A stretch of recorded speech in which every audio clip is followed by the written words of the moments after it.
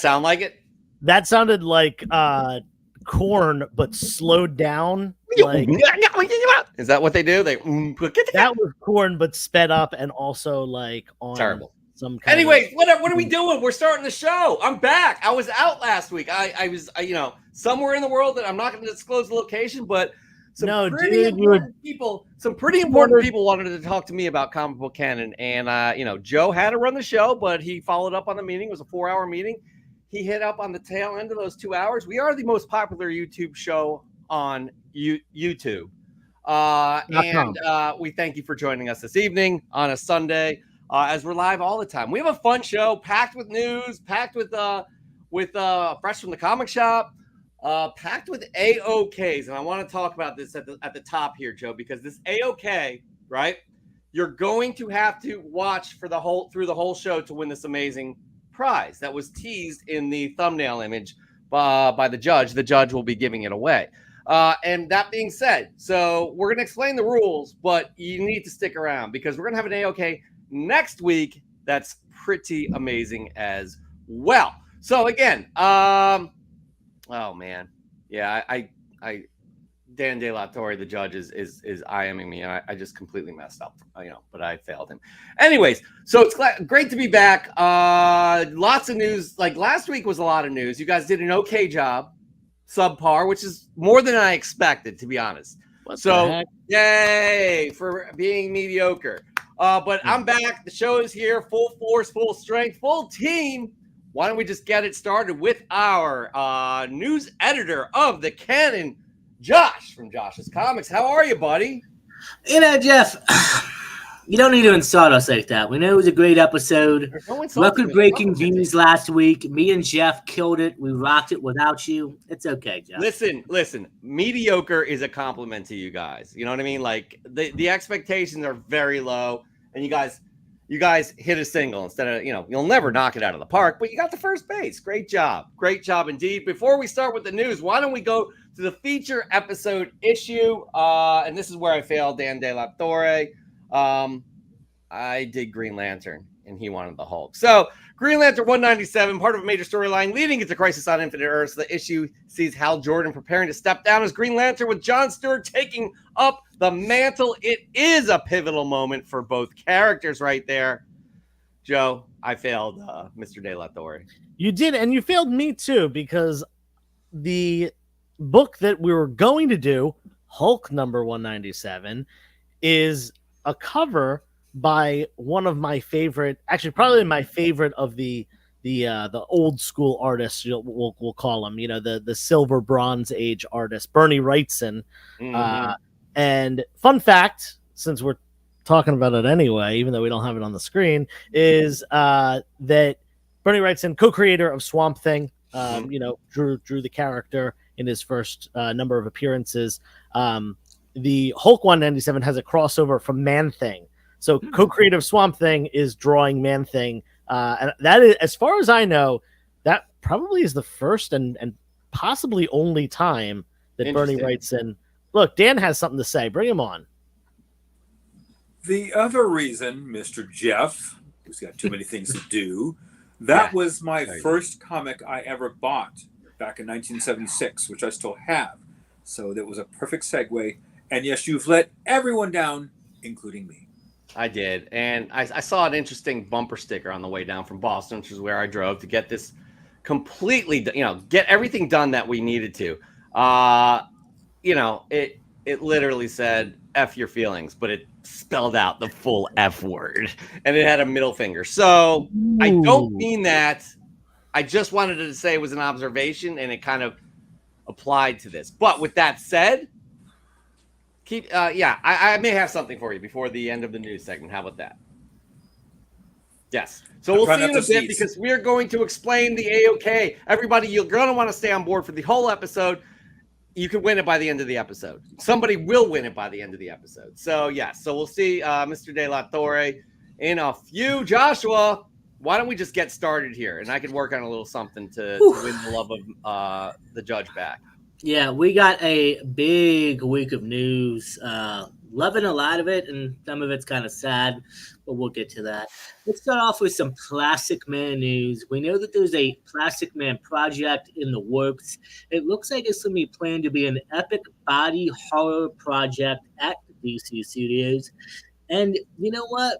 I don't know if this would be like an Elseworlds dark take on it, or if it will be actually the DCU version of Plastic Man, but I can actually see it happening, and I think it'd be pretty cool. I think with his powers and the way how his body, he's like kind of like Mr. Fantastic in a way, and he can do weird things. I can see it being a horror picture. So is that your opinion, or is that something that has been stated? I'm a little no. That's something. Well, that's something that's been stated. Well, what do you mean about the horror body picture? Yes. No, that's been stated. Yeah, that's what's been talked about from the director. I should have put his name in the project. That's what he's looking into doing with the project in DC.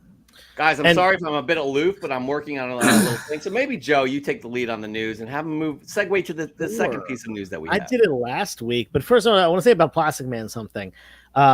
I had one Plastic Man book with me today, a Golden Age one, at Philadelphia Comic-Con, and it sold today. So maybe this character is catching some traction. Not only that, but our good friend Alex, a.k.a. Collecting Dude, bought a Plastic Man 3 from another dealer at Philly Comic-Con. So Plastic Man was moving today. Interesting. And by the way, with Plastic, I don't know if you guys are too young to remember, but I remember watching, some of you may remember this in the audience. I remember watching the Plastic Man cartoon.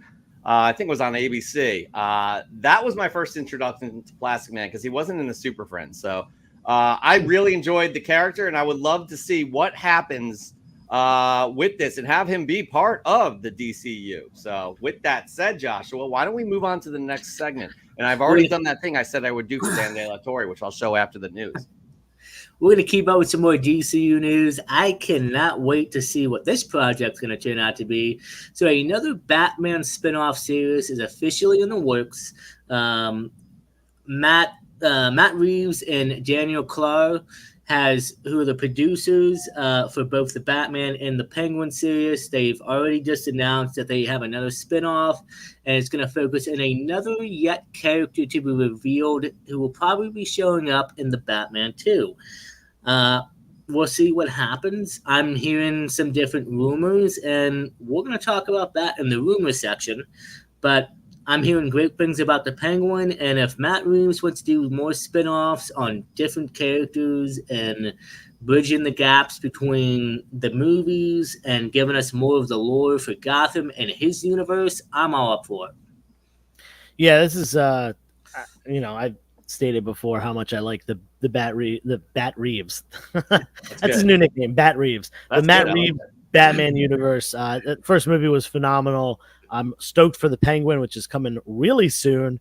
I like how they've already put into works another spinoff for a character that's we don't know who it is yet. And I'm glad they're not spoiling it too. Kind of keeping us in suspense here. Some character that we see in the Batman 2, which we're getting in about 2 years from now. It's not going to be anytime soon. Character will be spinning off at some point. And you know what? I'm thinking, is there a possibility that maybe we even get that show before we get the Batman 2? Leading into Batman 2. I love that. A little background on the character. We know already that Penguin is the bridge between the two movies. The events after, Riddler and everything of the first movie, it leads off and the Penguin series takes place after that, and then Batman 2 comes, but there's no reason that it couldn't come out before and be, a prequel essentially to Batman 2. No, for sure. And again, Penguin comes out next week. I think it's the 19th. Yeah, it's the 19th because Agatha is the 18th. Exciting stuff. And maybe if that goes well, let's think about this. Let's do the math. If it goes, it's what, 8 to 10 episodes. So that brings us to probably November-ish. It's 8 episodes, I believe. For them to greenlight another series, and it would coincide with production on the Batman, but that would be amazing. I mean, it's not impossible for them to produce a series before Batman 2. Maybe they will introduce a character within the Penguin. That would be super exciting. And I personally would love that as well. I'm very excited about the Penguin. I know both of you are. I can speak for you already. I know. So yeah. The only thing about that is Matt just said they're close to finishing up on the script. I don't see, and that's the reason why he didn't direct any episodes of the Penguin, is because he wanted to focus on doing the script. So it looks like probably by the end of the year, the script's going to be turned in, and then he's even said they want to start shooting beginning of next year, like March, April sometime. So we'll have to see. So like I said, I don't know. We'll see what happens. This is what I'm thinking. I'm thinking that Batman 2 will come out, and possibly they do like what the Penguin's doing, because he's already said this is a trilogy of films. So you have Batman, Penguin, Batman 2. Next show featuring somebody leads into Batman 3. That's what I'm possibly thinking. But, we'll see what happens. That'd be amazing, actually. Keep this Matt Reeves thing going. Unfortunately, it's not in the DCU proper, but, we'll see how that plays out. All right. Well, we have some more interesting news as well from the MCU. Joshua. So Kelsey Grammer confirmed that there was conversations about him returning as Beast after the Marvels. And you know what? I've actually talked to a coworker who follows some of the shows, and he doesn't see this happening because Kelsey Grammer is too old. Now, note that the Beast that you see on the screen is from the Marvels, completely CGI. Yep. I'm sure that he can get a stand-in. I mean, Kelsey Grammer doesn't have to dress up. He can always just voice the character, and they can go from there. So I think he's got, a great voice, and who knows though? I mean, he could come back for a couple movies, and at the end of Secret Wars, they're going to reboot everything. Like it sounds like they might do. We'll get a younger Beast, but I'm all up for Kelsey returning. I think he's. I gotta cut in here. You being one of the most in touch people in the industry, taking advice from or like some sort of kind of opinion from a coworker is outrageous. Be better, first off. Second, he's not too old to reprise his role as the Beast. It could be just vocals, but the guy's spry. I don't know, what is he, 65? He's still doing doing Frasier and stuff, walking around, cracking jokes, things like that. He could definitely mimic the physique of the Beast through CGI. Again, because they take the motions of the actors. Obviously, any sort of action, he didn't do that in X-Men 3 when he had the full bodysuit. So I really think this would be amazing to bring, because that was one of the main oh shit moments of the Marvels, and I loved it so much, and I know a ton out there did, because it's based on it's based off the look of X-Men, the animated series. So absolutely, I could see this happening. Let's hope this happens. There's no confirmation there other than Kelsey Grammer saying he talked to Marvel Studios and about reprising it. So hopefully there's some meat on the bone with that down the road. Yeah, and we know that Nicholas Hoult isn't coming back because he shaved his entire body to play Lex Luthor. So was it his entire body? It was, and I have the photo evidence to prove it. Oh, it's delightful. Can't wait to hear that off camera. All right, this though is confirmed right here. This is crazy. This threw me for a loop. I'm sure it threw everybody else for a loop. Joshua, dish it. The Venom The Last Dance final trailer dropped this week, and it's confirmed that Knoll, the God of Semblance, will make an appearance. I'm okay with it, but honestly, it's a Sony movie, and I kind of feel like the character needs to be a bigger threat. I guess we'll see how the movie plays out, but I think this might just be a one-off appearance of a character that could have some more future legs in the MCU or Sonyverse. But again, I just don't have any faith in Sony, so I kind of feel like they might have just threw him into the movie just to get butts in the seats. That's how I feel about this. So I have a couple theories on this. One is Sony, and they're going to do for lack of a better things. word, what? Yeah, do Sony things. They're going to butcher the character. It's going to be a one-off appearance. They're going to, neuter how awesome this character actually is. If you've read the Donny Cates 35 issue Venom run. You know the deal, the King in Black event and everything like that. The other option that could happen is Null could just have a short, almost cameo-like appearance, kind of be in the background. Think about Emperor Palpatine in Empire Strikes Back. You see him, you see him in the hologram and stuff like that, but it's you kind of get teased on him until Return of the Jedi when you really get Palpatine.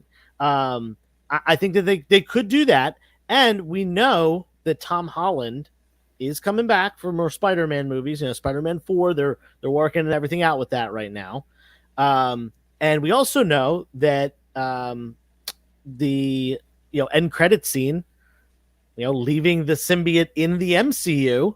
Yeah, we saw that happen. Wouldn't it make sense to introduce Null kind of as a background character in this movie in order to have him be a major villain in Spider-Man 4, maybe even going through Spider-Man 5, 6? Because we are probably going to get another trilogy if we do get, the whole package. I hope that happens. That allows, because if I remember correctly, the Spider-Man movies, the first 3 Tom Holland movies, those are not just Sony. Those are a collaboration between Sony and Marvel Studios and have been a lot better than the Sony stuff that has come out. Gives me hope for possibly the character getting, the light that he needs. Oh, of course. Absolutely. I like what you're saying there. Yes, you may. She doesn't want to be on camera right now. And you're safe. Yeah, you make it on camera. Good work. I didn't do that on purpose. No, you didn't. You're great. Okay, great. Now I lost my train of thought. I'm running a show here. It's the most popular live show on YouTube, for God's sakes. Listen, first off, I want to address something that you said, Joshua, where it would put butts in seats. I don't think Null is a major driver at this point. I don't think the mainstream population knows who Null is, what he is, how he equates to Venom's lore. That being said, I think he's a great character, and it will be awesome to have him on screen. In terms of, I was like, whoa, that was really cool. Actually, I watched the trailer. I think the trailer is garbage. The trailers that they put out up to then, most of it is garbage up until that point. I'm like, oh, sweet. They said Null and we see Null. So that's cool. But I expect Sony to do Sony things, and I think that they will. I don't know if they have much of a plan, but if they do, which Joe kind of alluded to, in conjunction with Marvel Studios, I feel a little bit more confident, but I need to see more. The interesting thing is that movie comes out in a few months, right? November? Yeah. And I just want to note one thing that I did see online is that Ryan Stegman and Donny Cates, the creators of Null, were not aware until the trailer dropped. They were not told that their characters were going to be used.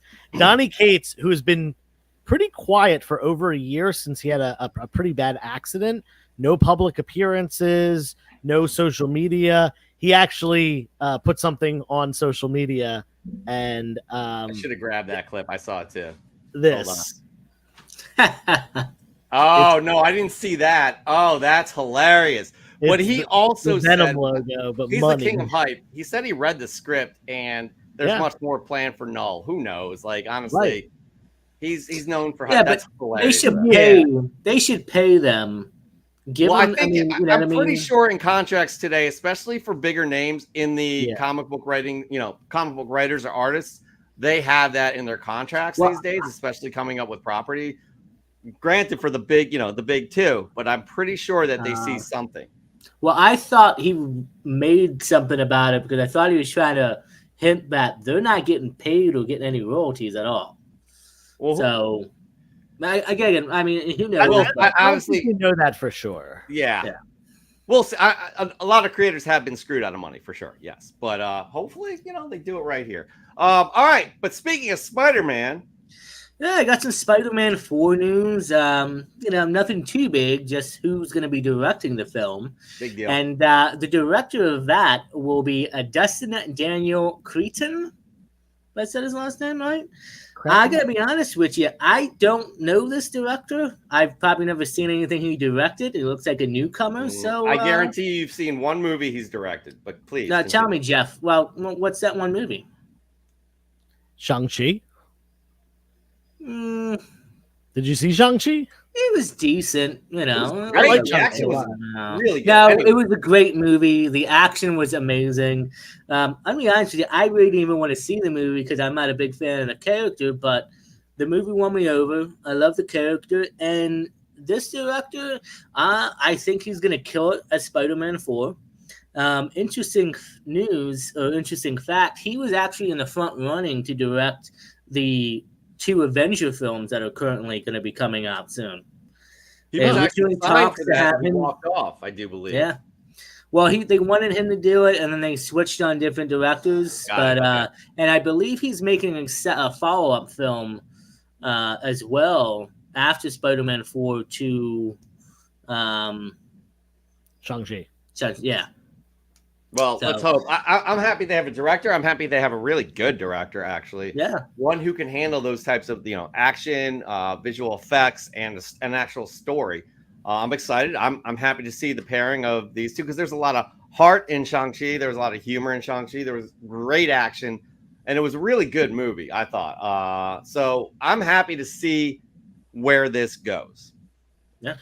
Yeah. I think that Shang-Chi is one of those movies that really fell victim to a lot of things, including delays, pandemic, not a lot of people going to the movie theater still. I think it was probably pre-vaccine or maybe slightly post-vaccine. So a lot of people were still isolating and yes, not it was a weird time for sure. Yeah.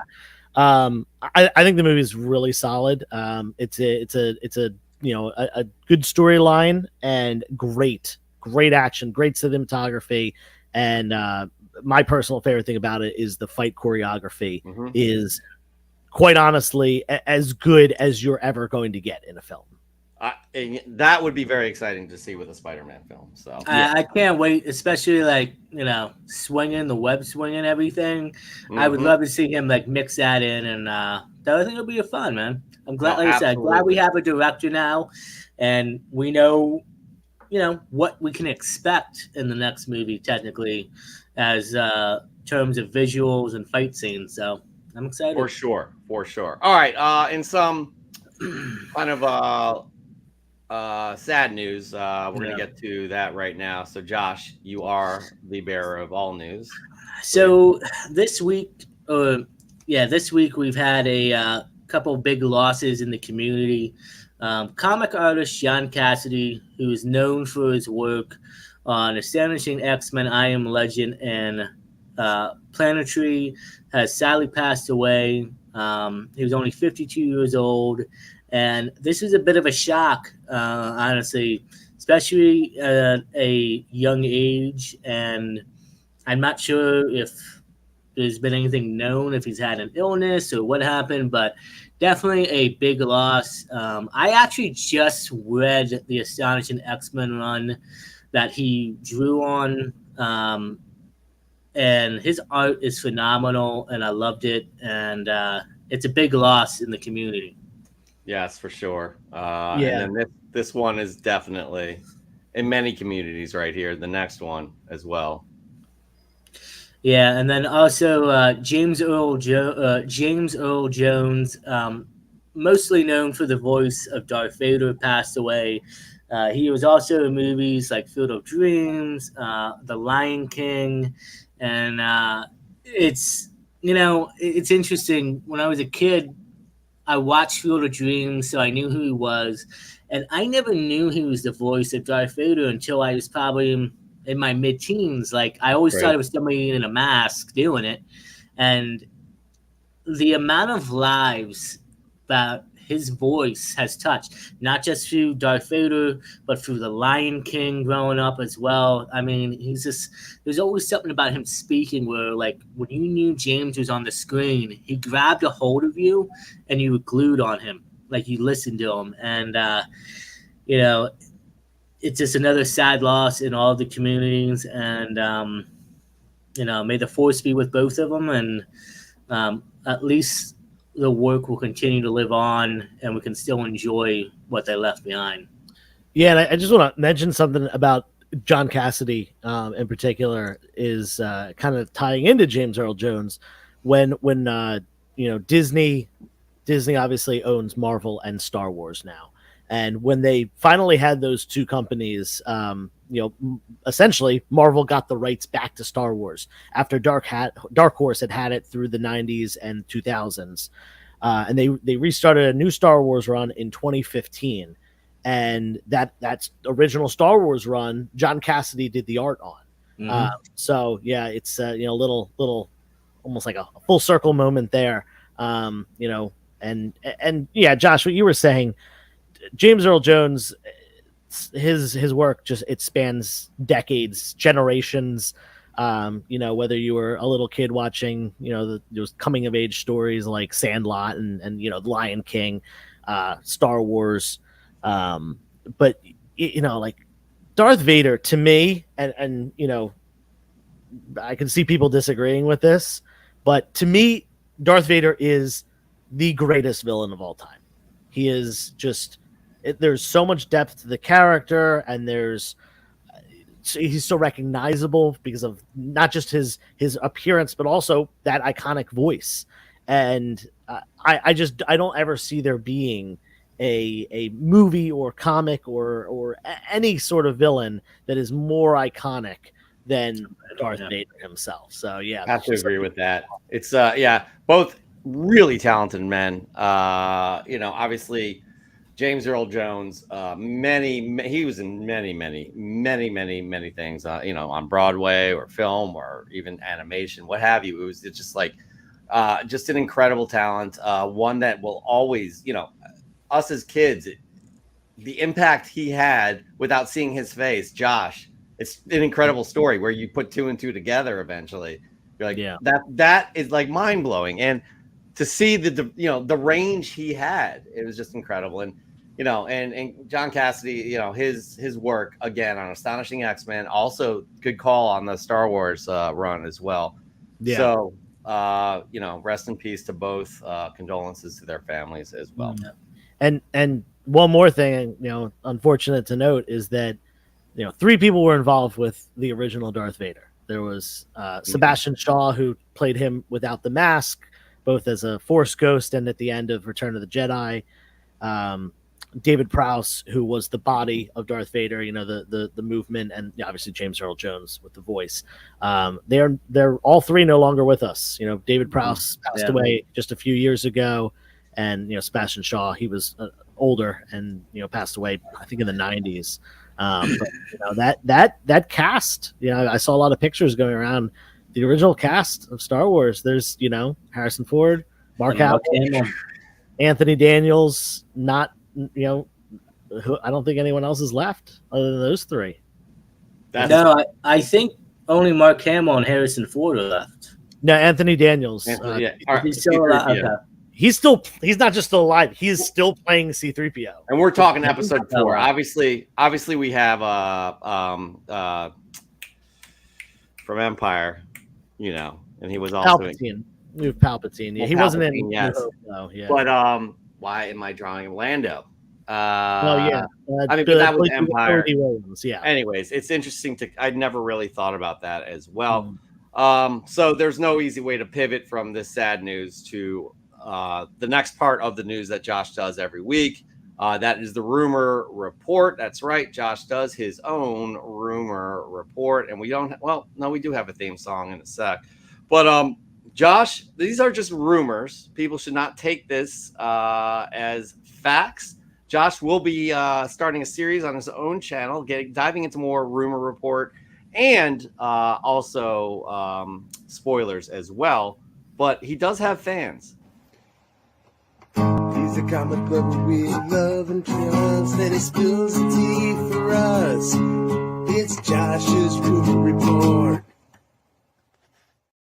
Woo! Caleb, absolutely incredible. Absolutely incredible. Joe and I could not have done it better ourselves, even though we mostly do.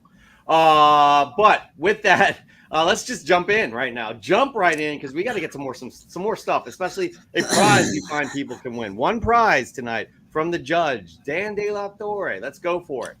So, rumors. Let's kick into some Fantastic Four news.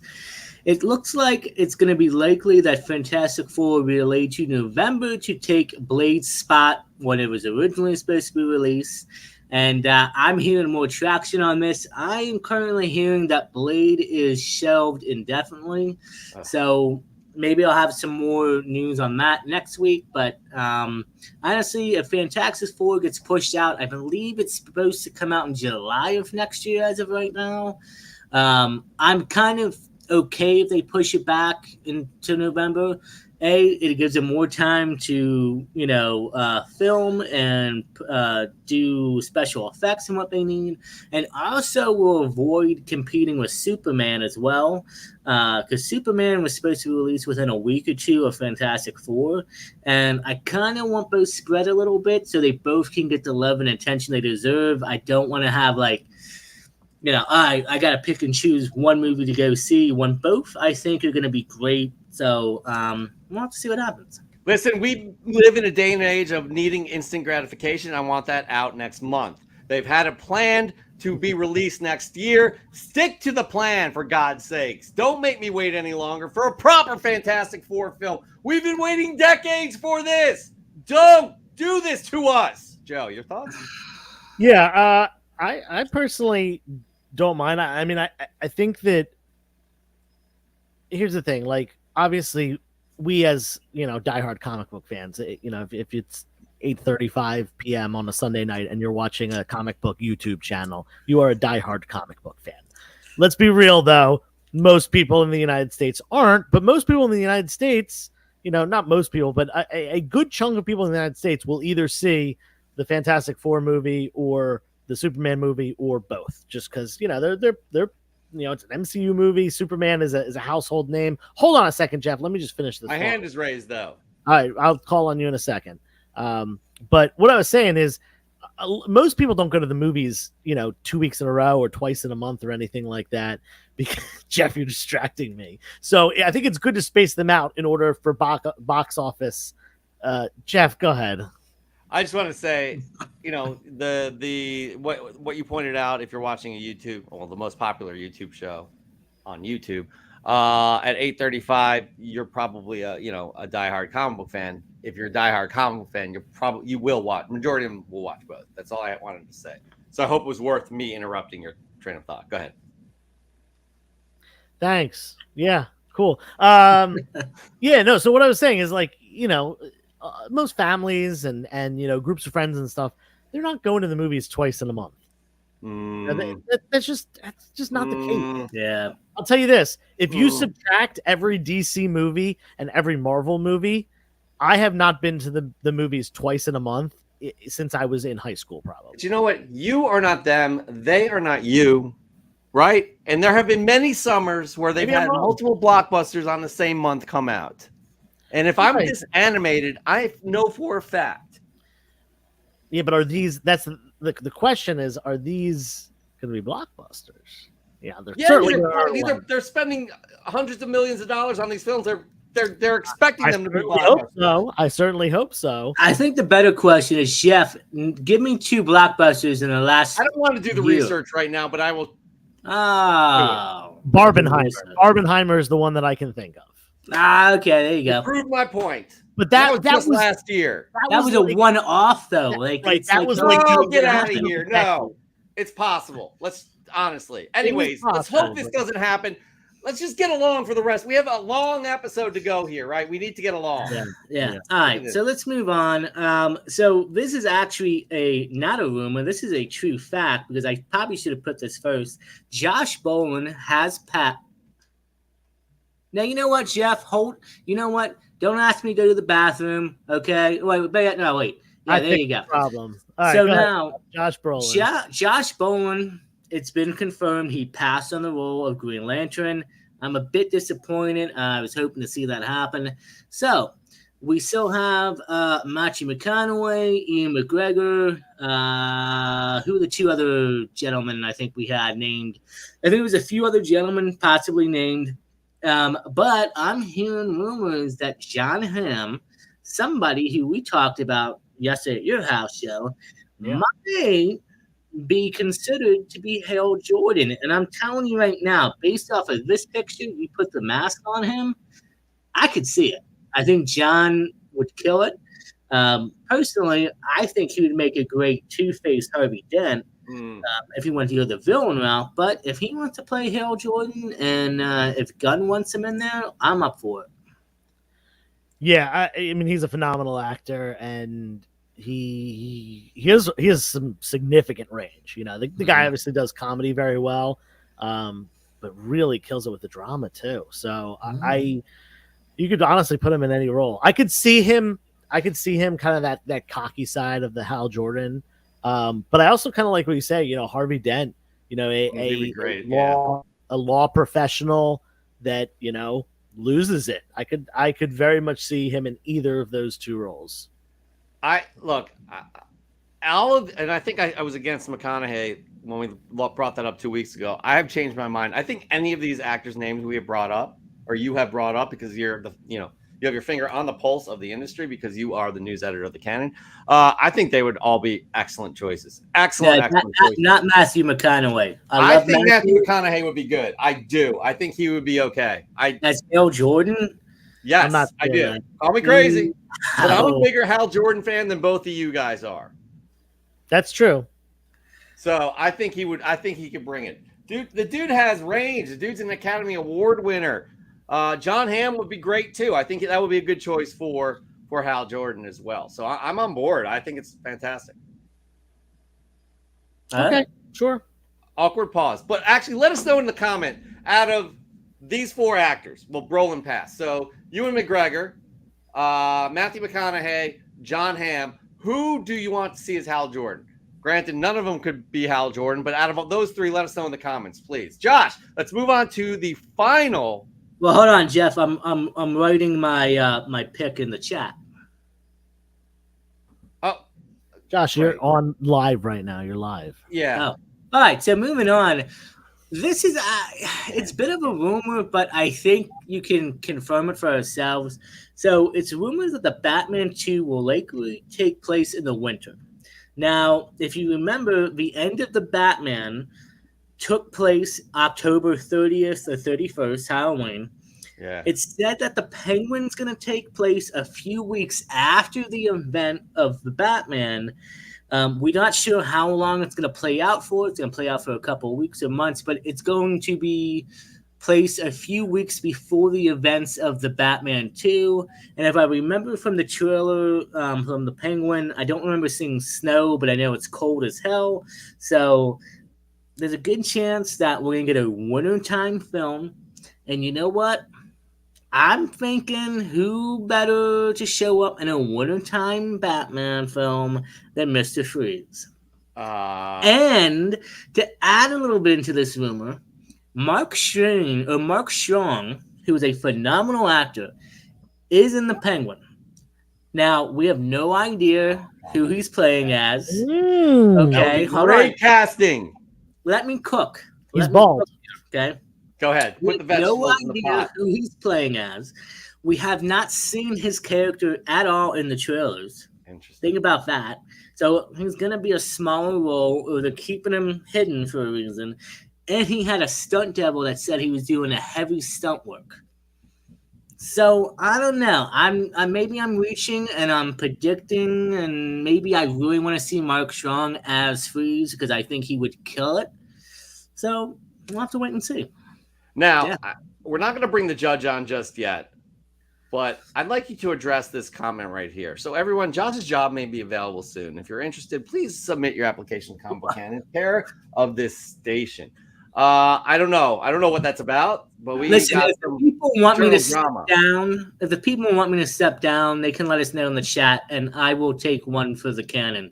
Because what matters most to me is that the people are happy every weekend when they turn into this fine channel. And if they're happy by seeing my ugly face go, Don't say that about yourself. You're handsome. Listen, on top of that fact, you deliver the news. You do. And it's again mediocre at best, and that's good for you. You know what I mean? You're doing the best that you can, and mediocre is where you're at. So right there, we're going to end Josh's rumor report. Well done, Josh. That was a lot of news as well. So here we go, guys. 20 million people watching right now. We have to let you guys know you're going to need to stay on through the whole show if you want to win an amazing, amazing prize, an act of kindness. This act of kindness is donated by none other than actually one of the Canon crew members, the judge, Mr. Dan De La Torre. And let me tell you what's going on right here. This is called retention, right? We want you to watch through the whole show because YouTube's like, look, we really need to boost our numbers. You're the most popular show on YouTube. Can you please get people to watch a little bit longer on your show to get the stats up? Your stats go up, all tides rise, or something like that. They said something. I wasn't paying attention. But with that said, we're going to give away an amazing prize. Let's show this prize first. We're going to let you know how to win it. And this is multitasking as well. Please get your questions in for Ask Joe as well, because that's coming up right next, right after we explain this fun little giveaway. Judge, take it away. And first of all, this is the comment I put in was a little teaser. It's not Josh's job is not in any danger whatsoever. It was a little miscue. And by the way, it'll lead to the Ask Joe segment. So when I was at the GalaxyCon in San Jose, I thought of you good people here, and I met someone who I hadn't seen ever. My first time ever meeting Jerry Conway, and I had to stop and talk to him. We had a great chat, and I thought, you know what, he was signing some posters, and I thought, you guys would probably like one of these. And it's this one right here. And here it is. It's a big poster for Amazing Spider-Man 29, which he created, the Punisher, and it's signed by the man himself, Jerry Conway. So this will be yours for whoever wins the giveaway at the end of the show. You got to watch. We have a little thing that we've set up here. I'll take care of all the shipping and everything else. Even if you're in Canada, if you're in Australia, you're SOL. Yes, actually, it's probably too late for them to be watching live, but this is the only way you're going to be able to win these AOKs. And we have another one from Kaboom Comics next week. We'll reveal at the end of the show after we have a winner. But here's how it's going to work. Everybody pay attention, and you're going to have to watch through the end of the show. This is how it is going to work. So we are going to and Dan picked out 3 of his favorite artists that we're going to name at random times during this show. You need to be able to tell us who those artists are when we ask for them. When we're all right, we're going to draw for the prize right now. First person to put in the chat the 3 artists, go right now. And then we take the first person we see on the chat from our end. It may be different on everywhere else, but on our end, we're in the StreamYard little thing, and it comes up pretty much, not at random. It comes up, in order. So that's how we are going to choose it. I'm making no sense right now. Let me show you how it's going to work again, because we're going to have a little slide. We're not going to tell you who the person is. We're just going to have a slide, and it's going to look like this. This is an example. And the 4 of us, or 3, whoever's on camera at that time, we're going to say, right, pay attention, guys. Remember, we say that. Ready? Pay attention! Pay attention! So that's just an example. That's me with my shorts hiked up as high as I could go as I'm walking through a hotel lobby with Alicia. She was embarrassed, to say the least. Anyway, you have nice legs, Jeff. You have thanks, very man. nice I really legs. appreciate that. Actually. Right. Thank you. And Josh, you're doing a great job. Great job. Thank you. I really appreciate it. Why are you not looking at him when you? Oh wait, give me a hug. Wait, who are you hugging on the other side? Anyways, is that your agent? Yeah, that's embarrassing. You just pissed him off again. We were trying to avoid all this in the show. No, Dan, he pissed you off. So anyways, with that said, if you have any questions, get them in the chat right now about this, what we're giving away, which is that amazing Jerry Conway poster of Amazing Spider-Man 129. Also, get in your Ask Joe questions right now, because we're going to do a little segment that we call... Hit the like button. Ask Joe.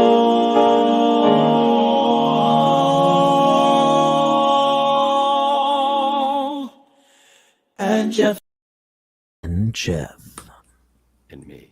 By the way, Tishu made the tail end of the live show. You're just in time because you can win an amazing prize. So just remember to keep track of the artists we display on screen throughout the show at random.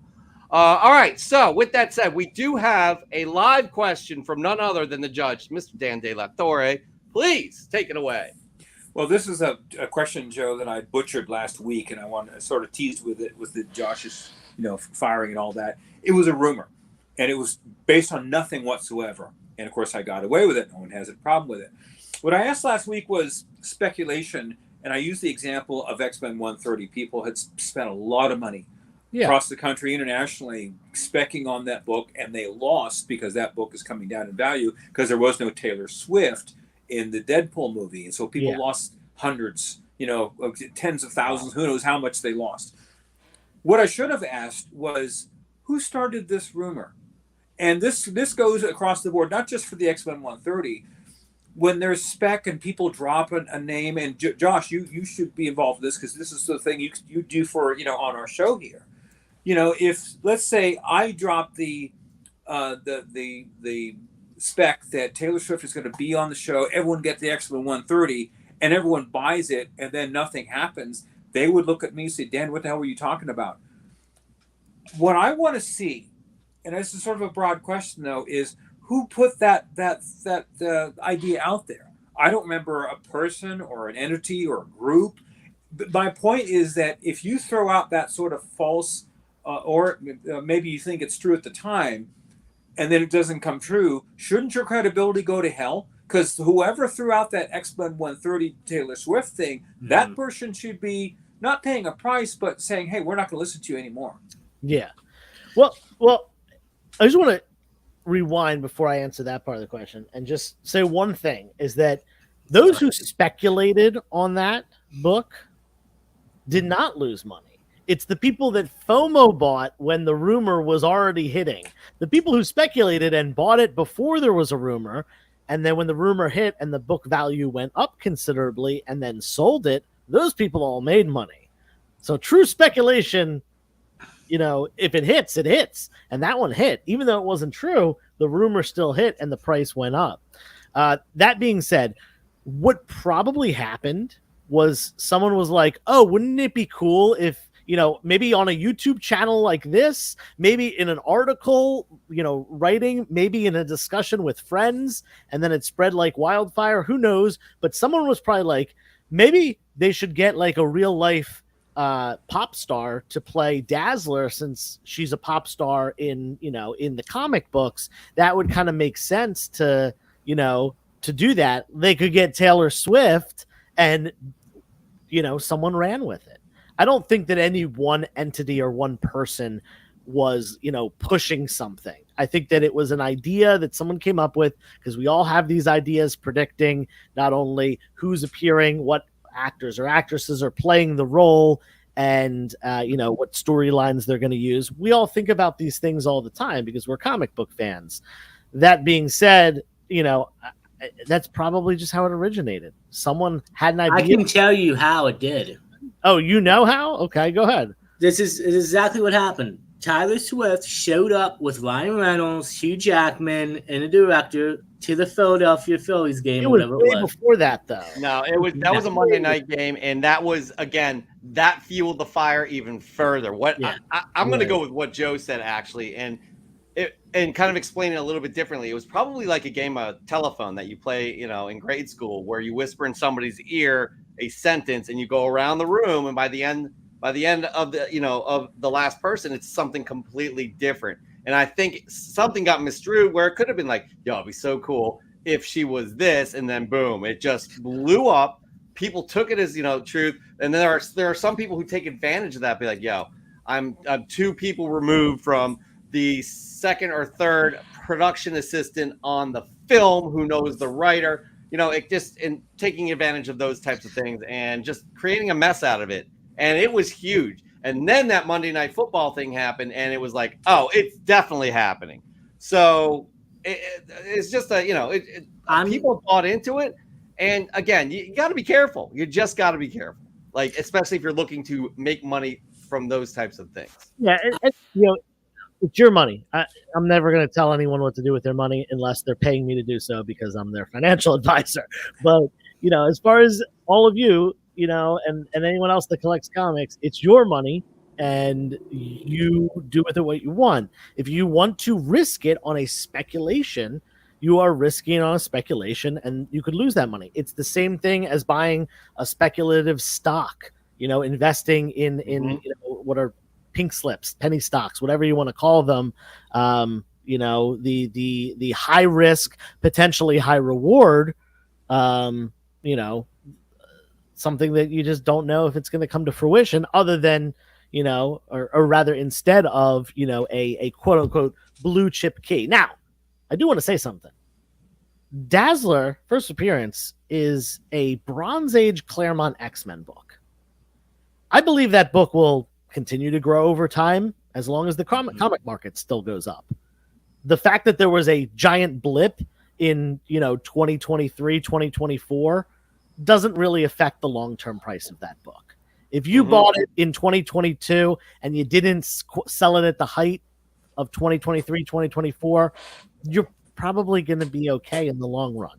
Sure, it's a key book to have. It's a major key. It's also the second appearance of Kitty Pryde, who is an even more important X-Men character. It's Claremont with John Byrne artwork. Like it's a, I wouldn't call it a blue chip book, but it's kind of that second tier of a major X-Men key.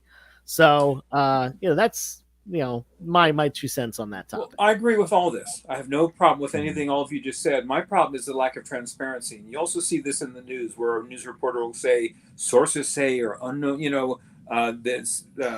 the unknown entity or someone says something and it becomes a news story.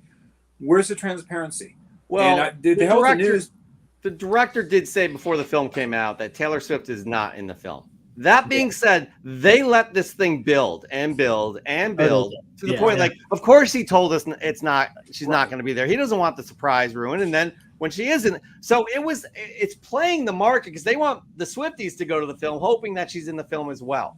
Right. But you guys got to understand too, like some of these people that create the rumors, there are people that have behind paywalls, so you have to pay them $5 a month. And hey, I'm going to tell you a rumor. They want clickbait. They want you to click on the article, read it. Right. And I'm going to be honest, 90% of the rumors that I read are probably crap. They're false. And a lot of the movies, like if somebody says, "Oh, I know the ending of Secret Wars," no, you don't. The movie's not even written yet, man. Yeah, so like, you know what I mean? It's just a way that people speculate. So you can sit there and say, "All right, well, hey, I think Hugh Jackman's going to show up in the next Avengers movie." It's a 50-50 chance at this point now, right? I mean, it could happen. So people are thinking, all right, I go out and buy this, I got to buy that.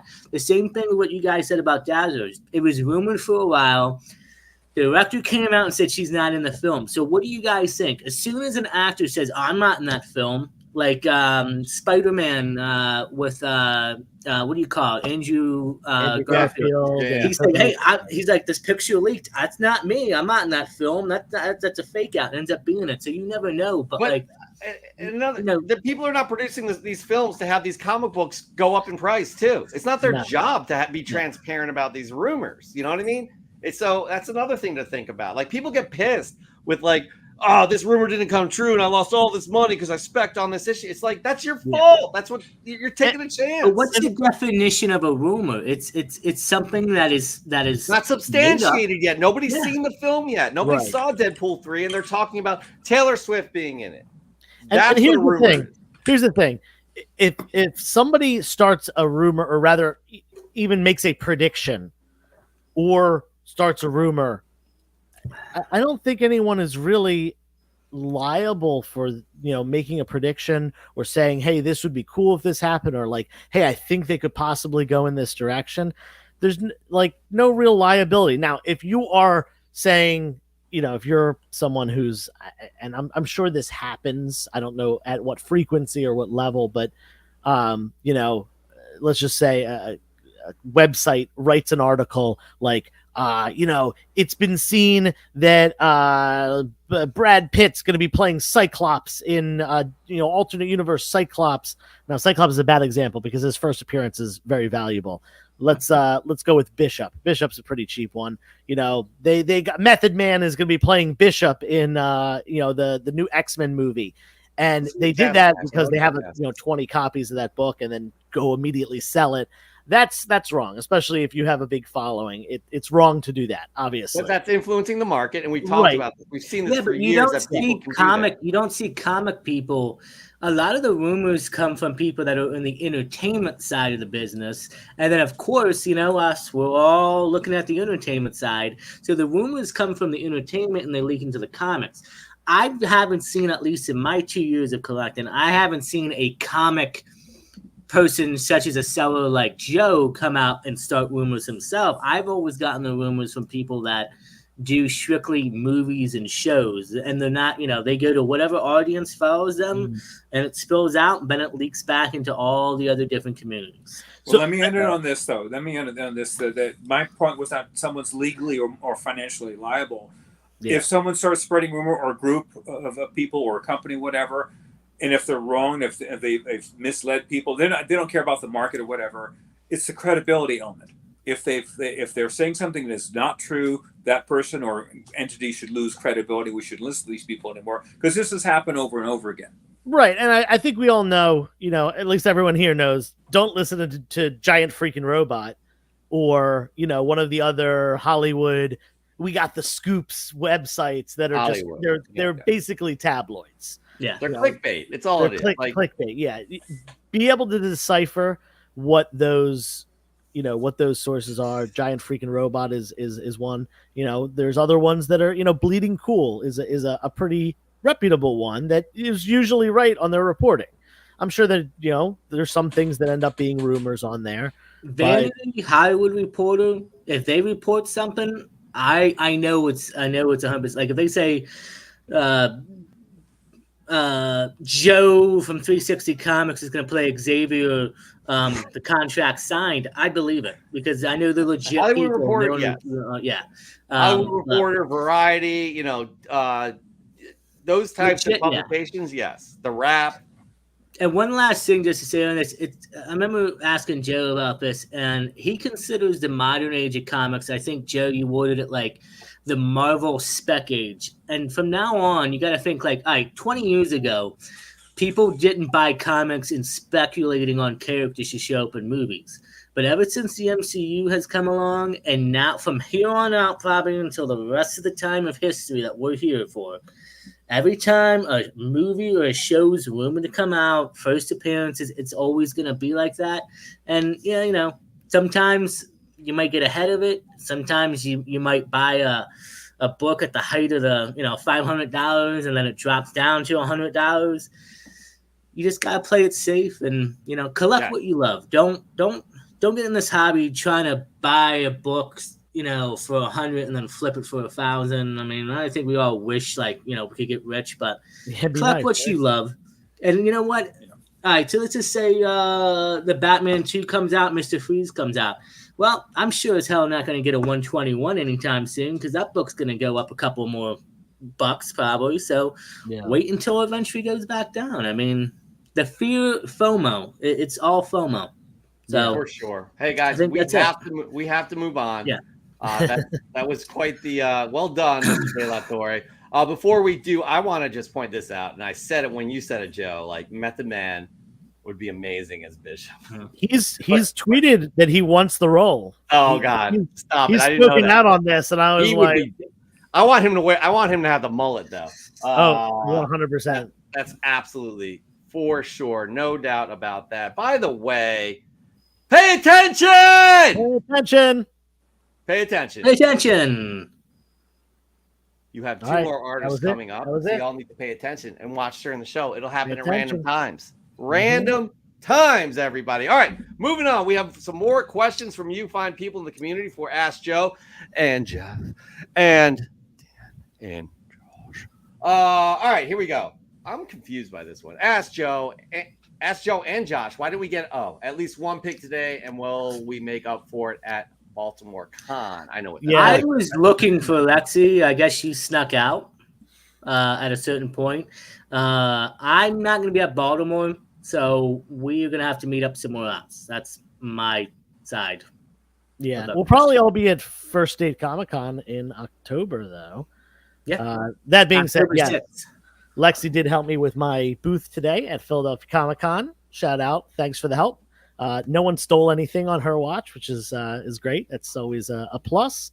And I found out that she's very good at putting legs on the my walls, which I'm terrible at because I have giant hands and I'm not very dexterous. But she's got gremlin hands, so she's good at it. Oh, that's probably offensive, but okay. Moving on to Nuke's Comics. Ask Joe and Jeff and Josh and Dan. What one thing would the comic book industry? What one thing should the comic book industry do to attract new / younger readers / collectors? Let's go around the table. Mr. De La Torre, Judge, can you please tilt your camera down? It's just we have the question up. Oh, okay. It gets in the way of your lovely face. Okay. Well, I used to look the lovely face thing. I'm too old. I used to be cute a long time ago. That's You're those things are over. adorable. So Adorable. thank you. So all right. This is a good question because it's really important. It is really important to get the next generation into comics. It's young adults, 18 to 25-year-olds, as well as the kids. I think the MCU is going to play a tremendous part. I think it really already has. It planted a lot of seeds. I think that Iron Man and Black Panther are going to be such immensely popular characters. With the, I'm 34 right now. The kids that are 14 right now, and 20 years from now, they're going to be huge characters because of the MCU. I just think that's the case. Fast, yeah. One thing that was done recently that seemed to work really well is, a lot of video games nowadays have like downloadable content and extra content and stuff like that. And specifically DC did this with Fortnite. They had a Fortnite Batman crossover, Fortnite DC crossover, I think it was, that when you bought the issue, not only did you have the comic about, Fortnite Batman crossover, but it actually came with a code that would give you a downloadable skin of a character. I think there was a Batman Who Laughs one. I want to say there was a Harley Quinn one. But those sold like wildfire. And I actually have had people ask me about them recently. In fact, at my dollar bin sale the other day, someone found a bunch of them in my dollar bin books, and they were like, yo, can I check to see if the code was used? Because it's a little sticker on there. And guess what? The codes weren't used yet, and they probably were able to use them.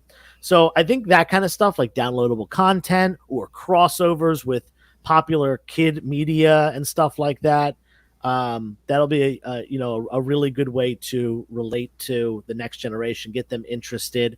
Maybe make a character named Skibbity Man. Maybe like the Rizzler. Like those could also be, very. Yo, seriously, Skibbity Man and the Rizzler. I think I just made myself $1 billion. Dr. Gian is like, cha-ching, I got this. He's right. He's writing the script right now. I don't think he's super in tune, considering he lives in Argentina. No, with it flows no matter what. American Gen Alpha and Gen Z. I'm gonna throw something out there that I guarantee Mr. De La Torre will agree with me here. I want to see spinner racks back out, in stores again. I love a good spinner rack. Yeah, man. You got those 5-year-olds that are just like, I want, a comic book. Like literally, it's marketing. It's more. You're probably going to get a loss for it. I would say maybe, I don't know, but like, it's straight up marketing to purchase these books just like that. That's why musicians album sales is not what drives a majority of artists' revenue these days. It's touring, right? 100%. So albums are marketing plays.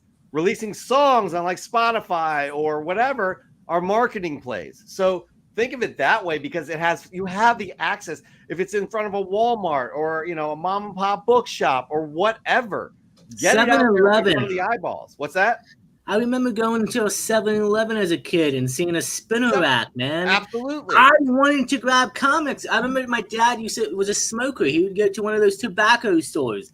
They had a spinner rack. I used to want to grab the comics, man. Like, I think spinner racks are the way to go, but that's my opinion. I want to hear real quickly from you two fine gentlemen. Well, it's a very difficult question to ask me because I'm 30 years older than all of you. I see the world differently than all of you. And for someone that's younger, they would see the world different than all of you. The point I'm trying to make is that I try to remember what gravitated me to comics in the first place. The artwork was amazing. That's why I wanted the Hulk 197 book. That grabbed me. That was the first book that ever grabbed me. It was the artwork, the story, the characters, everything about it was fabulous from the Silver, Bronze, and Copper Age. And as time went on, as I got older, the new artists and the new writers and so forth, they were much younger than I was, and they started to write accordingly to the time of the day. But my point is maybe too critical and maybe too broad. It's just write interesting stories. Don't see. You're right. You're right. My problem is that they're over, like Hollywood. They seem to be focusing in on the special effects, the artwork. Everything's very grandiose, and there's very little story content. So if you just go to the very, very basics, and Stan Lee and the Bullpen had set up his set, they became the number one comic entity for a reason. Stan Lee and the Bullpen set up a very simple parameter: make interesting stories, have them cross over with each other, and make them down to earth. Why they beat out DC back in the day was because DC had godlike characters. And Marvel had characters like Spider-Man, who was broke all the time. He was a nerdy kid who couldn't talk to girls. Everyone could relate to that. Hulk was the same way. He was a scared individual who suddenly burst out with anger. We could all relate to that too. Make stories that people can relate to, make them down to earth. And one last thing, don't put politics in it. Don't put politics in the story. It's sort of crept into it. That's a mistake. That's a huge mistake. Just write the story as itself, relate to the individual, and I think you'll have success. I'd like to say, though, politics have always been in comic books. Yeah, I don't know if I agree with the politics thing. I agree with everything up until politics. There was a line, though. There was a line. They've gotten too far into it as far as I'm concerned. But then again, that may be the generational thing. Yeah. Josh. Honestly, you all three kind of took all of my suggestions. I think what Joe said about, having to tie into downloadable content. I'm a gamer, and there's been some games like Gotham Knights that came out. They did a 6-issue series. Each episode or each comic you bought, you got a downloadable skin. Jeff, you as well about the spinner rack. I think that would be great. A lot of kids go hang out at the stores today. If their mom's shopping, they might gravitate towards the books, maybe even pick it up and read them. And then I think I agree with what Dan said too. And I love good artwork, but I also need a good story. And I feel like the politics aren't too bad right now, but I feel like they need to stop. They need to just get writers and come down and get grounded and just go back to the basics, man. Like, give me a good story that can grab me, make it funny, give me some comedy, some action, some heart-filled pounding, some of that stuff. And yeah, Jeff, go ahead, Jeff. You with the hand up. Yeah, I just want to say, and actually I'm being serious, but when you've hit on a point that I didn't want to forget, it's like, and Dan did too, it's like kind of, and I hate to say it, and I've tried to find the good in it, and I've actually praised it a little bit here, but the Amazing Spider-Man run is really not good, right? No. It has been good for a while. Since Dan Slott wrote it. But then you read, Ultimate Spider-Man, and it's like, this is good. Yeah. Does it take wiping out the whole kind of, canon from before and starting over again each run? I don't know, but But you got different writers with different agendas today. Dr. Guion, he's like, he likes the idea of spinner racks, but it doesn't really work. Continuity is heavy. That's very hard for a kid to pick up a book and understand what the hell is going on. Granted, I encountered that as well, picking up books when I started reading, but in a way, I think it's more heavy these days. One last thing, just so we get off this and move on. Tony had a great response too. They need to lower the price of comics, I think. I think at this point, man, and I get today's age and they need to print and make money, but not everybody can go pay $5, $6, $7 for an issue every month, and especially if you're getting multiple runs. It's just, in this economy, you can't do it anymore. So lower the price back down to $2-$3 or something. No, maybe even 10 cents again. I mean, come on. I don't know how they're going to do that. They lock that in. They have a business plan for it, and they can't really walk backwards on that. So, anyways, good question, Nukes, as always. Next up, we have Broke Boy Comics. Ask Joe and everyone. What about me? Just say my name, please. What would be one unused character from comics that you would like to see in either a movie or a TV show? I feel like we've answered this before, and I don't want to go against what I've said. Joe?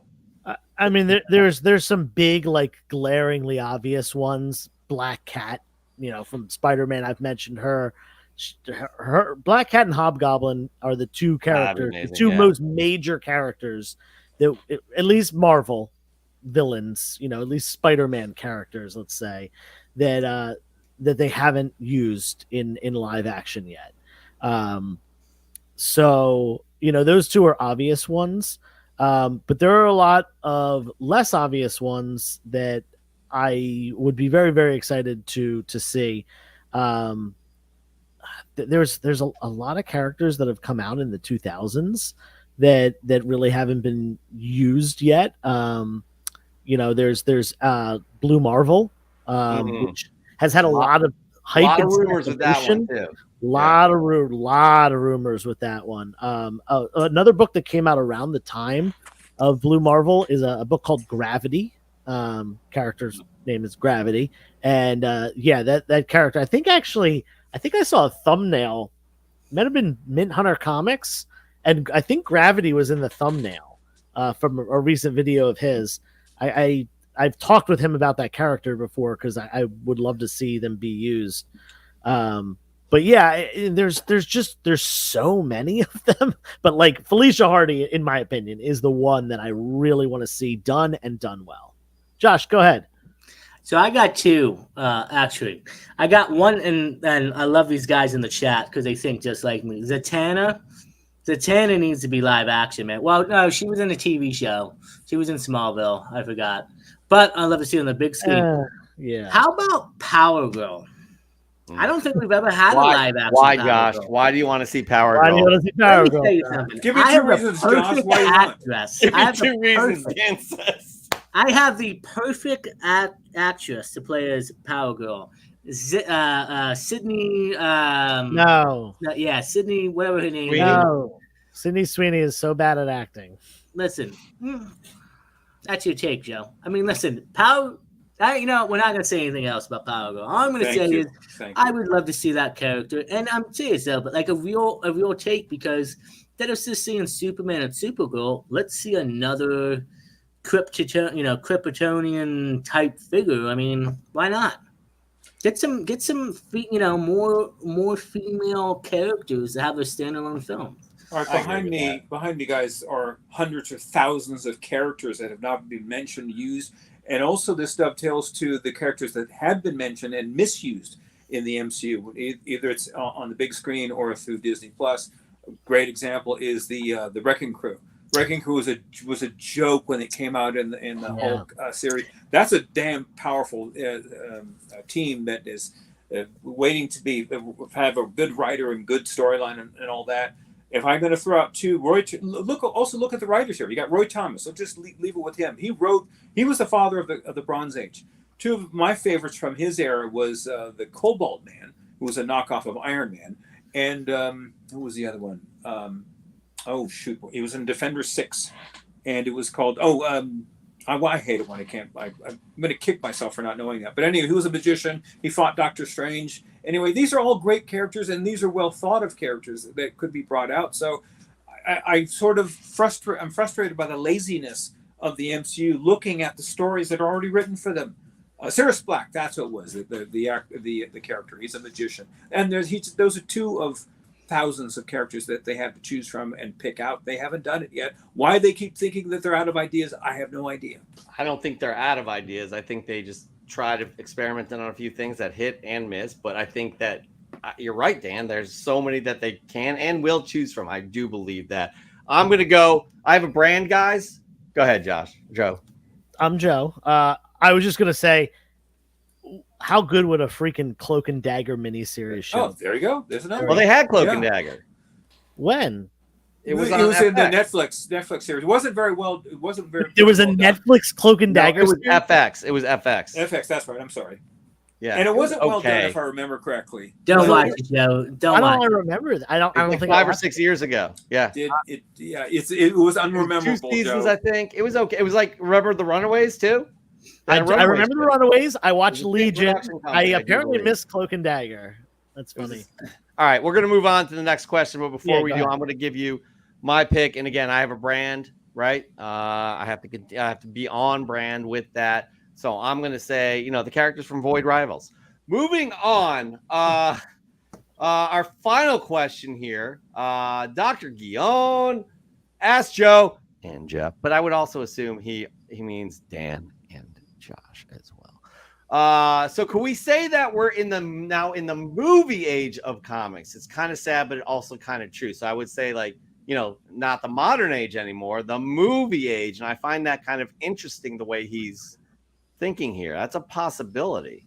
Yeah, so I actually I've talked about this a couple times. I talked about it on my channel, and I was a guest on a channel at one point and spoke about this. But what we call the modern age, starting in 1991, obviously it's 2024. We're over 30 years out. It can't all be the same age. So what I call the 90s, 91 to 99, I call that the foil age. Why? Well, Good. Look at the comics. That's Everything good. had a gimmick, whether it was foil was the most common one, but there were lenticular things. There were little things that popped out of the cover. There were die cuts, every gimmick that they could possibly imagine, glow in the dark. But foil was the main one. So 91 to 99, I call the foil age. They kind of reinvented things in the 2000s. And that really all started with Ultimate Spider-Man. And just the Ultimate Universe. So I call the 2000s the Ultimate Age, kind of up until 2011. And the reason I say 2011, the next one starts in 2012. We got the Avengers movie in 2012. We got, prior to that, we got standalone superhero movies. And for the first time, we got a culmination of those standalone superhero movies, them coming together as the Avengers. And that really, in my opinion, that movie kicked off the MCU. Like, realistically, Iron Man in 2008 and Hulk in 2008, those were the first ones. But what really kicked off the MCU, how we know it today, is Avengers 1. So I would call the last 12 years honestly, the MCU era, because DC has not pulled its weight as far as these movies, and so much of that has been driven just by the popularity of the MCU, specifically the Avengers in the MCU. So that's how I break down my eras. When will we be on to the next one? Probably within the next few years, but it's probably going to be 10 years out from that when we have a name for it and a feel for it. I like your breakdown here. I do think that movie age would be more appropriate because people were still anticipating and enjoying these DCEU films, which were mostly trash, but also you had the Matt Reeves Batman film, which you absolutely love. Jeff disagreed with me, so I took him off. Is everyone okay with that? Are we good with it? It's in his contract. Yeah, he's got to. There's got to be an agreement element here. Yeah, I'm co-executive. Co-executive producer. No, stop. I'm co-executive producer, so you can't ever get rid of me. I have to look through both your contracts at some point. All right, so yeah, but you have no power, no say, because we can vote you out. Oh, okay. Now I really have to look at both your contracts, especially. Anyways, here we go. We got to move on here. It's going off the rails because again, you guys, they're paying attention. They want to win that amazing Gene Colan poster, Act of Kindness from Before you hold on, I got to weigh in for one thing though. Go for Think it. about where we were about 4 years ago.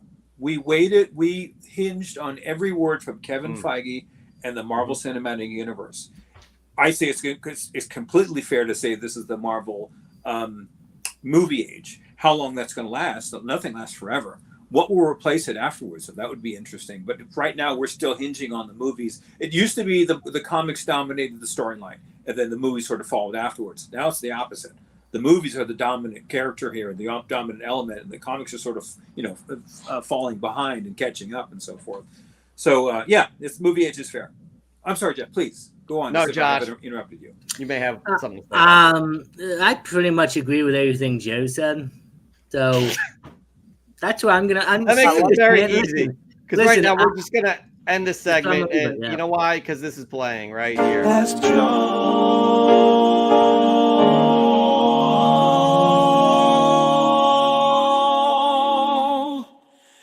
and Jeff. That's right. I had to end it. I'm so sorry. I'm so sorry. No, I'm not. I do like it. The media age. That's not a bad one either.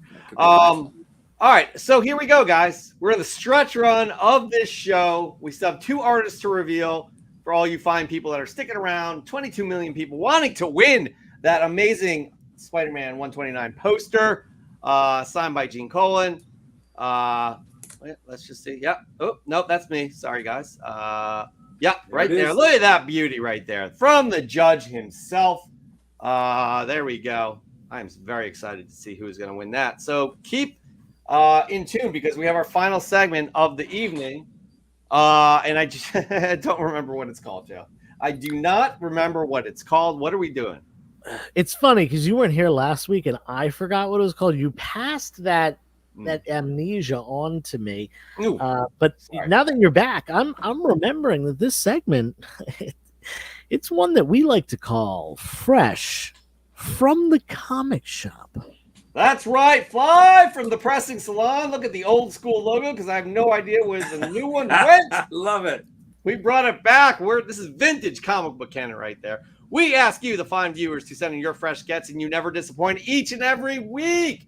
Not only do you get the ultimate reward of sharing with the community your beautiful fresh gets you're so proud of, but you're already submitting for a prize, a monthly prize from 2 proud partners. We have EGS Comics and Spider Dude Comics, who bring it each and every month. And on top of that, the winner of each month is then put into a bracket during March Madness to win the yearly prize of 2024. So keep sending in your fresh gets, people. We have a few more months and a few more amazing things. I'm going to remove Dan there right now. And we're going to show off our fresh gets from you fine people. But before we do, just want to remind you all that this is the amazing book from Spider Dude Comics and EGS. This beautiful Venom number 25 Scotty Young variant. Also want to update you all. We had a semifinals this week where we had C to the G going up against Comic Toby, and C to the G is moving on to the September finals. Congratulations, C to the G. Oh, it's so funny. It's so funny. Wait, are you about to show the second artist? We're not giving you a heads up, for God's sakes. Noah, come on. You need to do what, Joe? You need to pay attention. Pay attention. And let it land so they can at least see it. We're experiencing some technical issues here. I hope you're paying. Joe, I want my money. I can't speak to you. What are you doing? I know. I was just technical difficulties on the. My computer's now plugged in. You know. Anyways, well done. I just want to say I tried my best with that.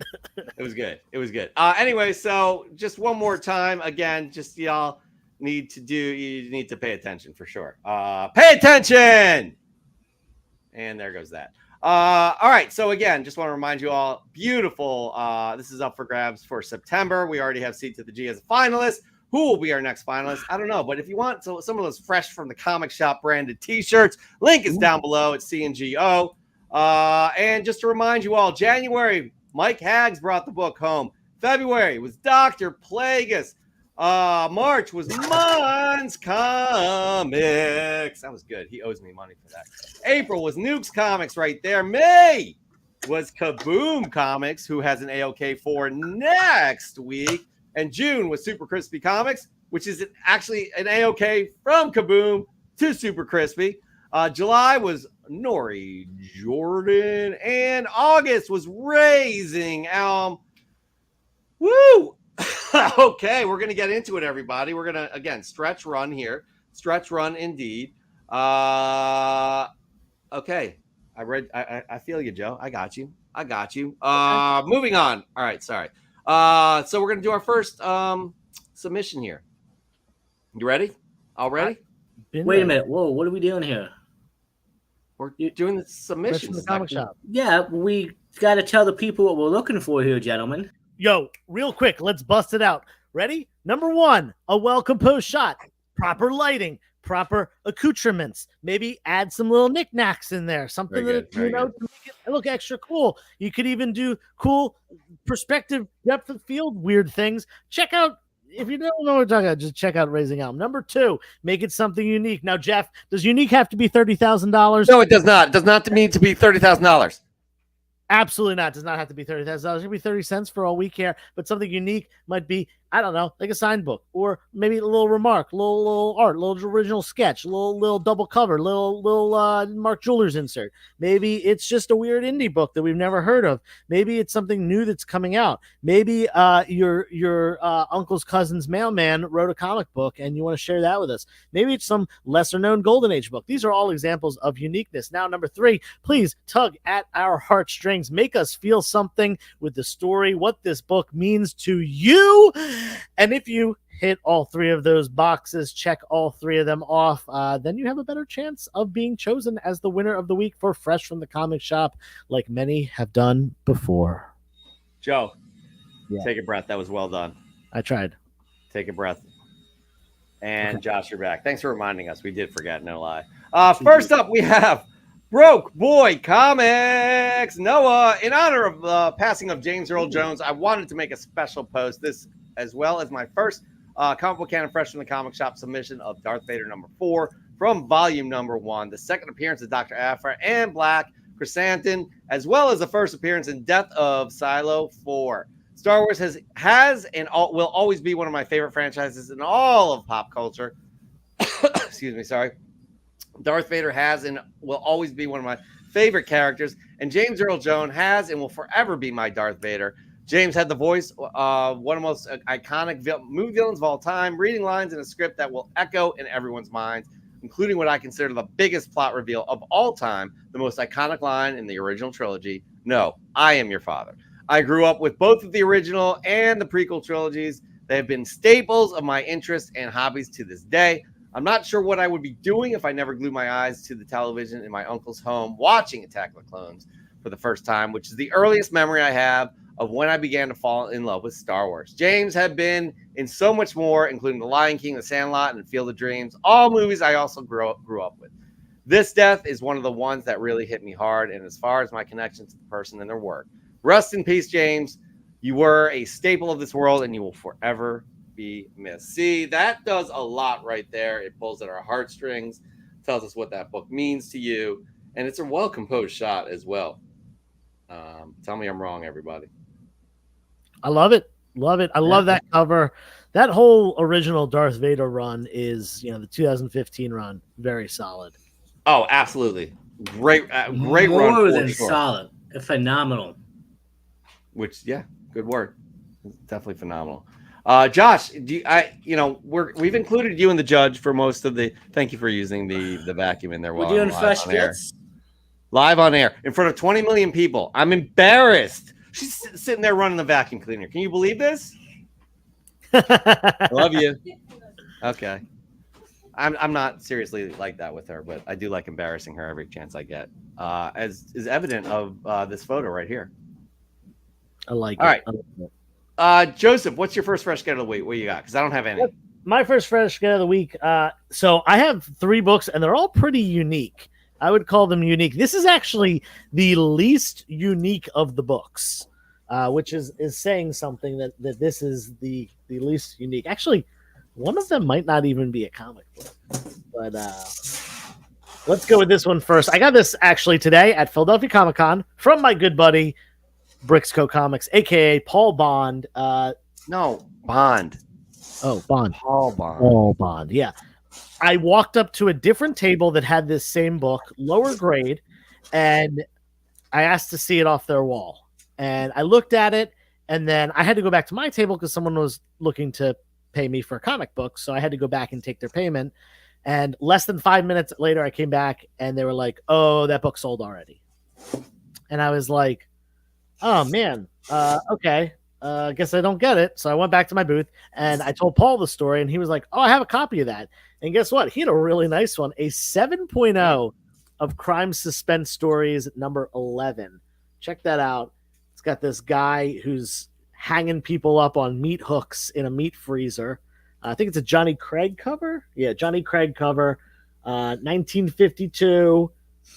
Johnny Craig cover. 7.0 off white to white pages. So a great grade on a golden age book that is now, 72 years old at this point. And this is a run, one of the 5 EC horror runs that I collect.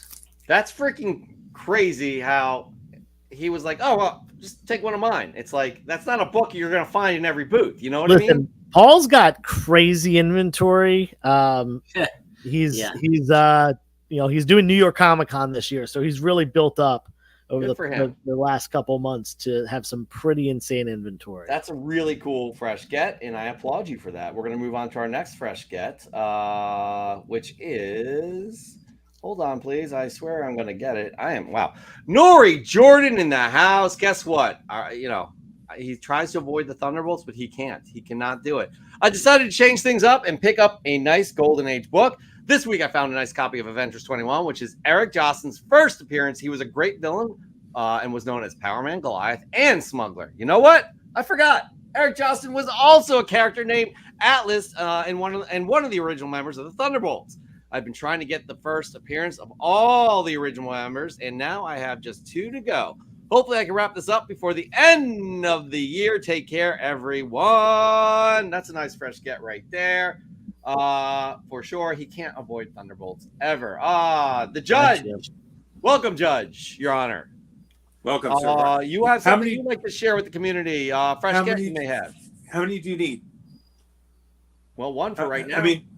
I mean, all together. Whatever you want to share, but no more than 3. But that's fine. Let's start with this one here. I'm a Ghost Rider fan, and I'm collecting some of the early issues of the Ghost Rider. This is Ghost Rider number 5, and I love this cover. I think it's super, super cool. So, yeah, these are underrated, great stories. And again, this is a character that really needs to return to the MCU in a bigger and badder way than he did. Yeah. And I have no problem with the first 2, to be honest with you. The first Ghost Rider was actually pretty good. Oh, yeah. Underrated. But, if you get the right character and the right script, this could be a dynamite storyline. That's a great get right there, Your Honor.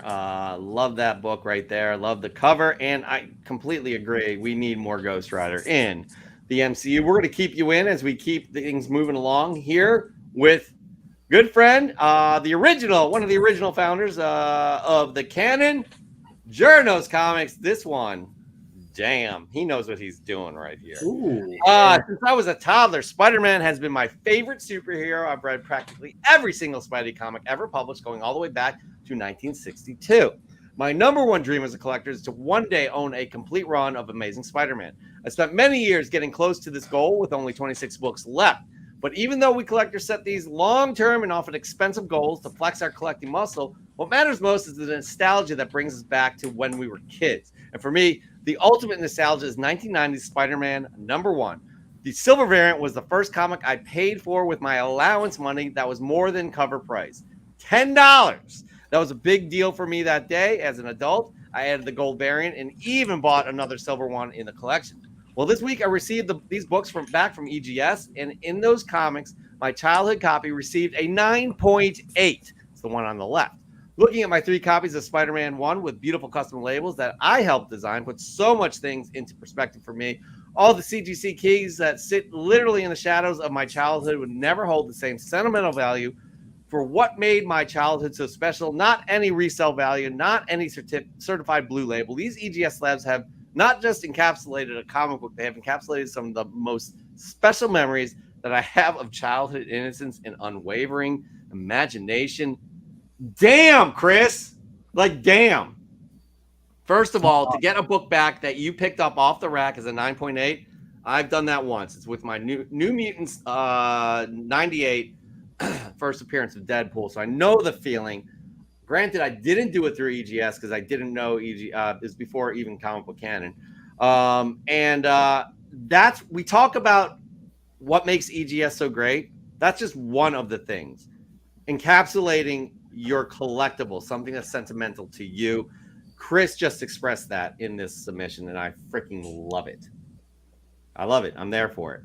I don't know if you guys have any comments, but if you don't, we're going to move on to one of Josh's fresh gets. Yeah, they look awesome. Everyone go look up Chris's picture later because, on the screen it looks one way, but really take a look at those books up close on his Instagram. And they the label he designed, very subtle, yet works so well. I'm talking to you, Tony. I love that. I love what that label does. So just to note, my personal opinion. Joshua, what do you got? Yeah, so I got something that's kind of unique in my opinion. This is Batman Begins, the official movie adaptation. That's cool. From what I understand, this is the last time DC ever did a movie adaptation for any of the Marvel or for any of the DC films.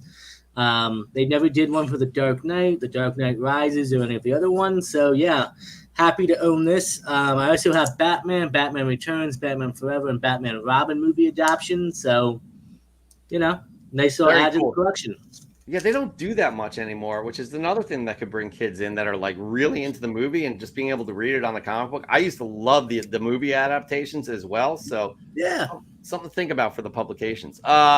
Next up, we have Nukes Comics, who is not eligible, but I love this. Tony, you're going to love it because this is 2 EGS posts literally in a row. Okay. Boom.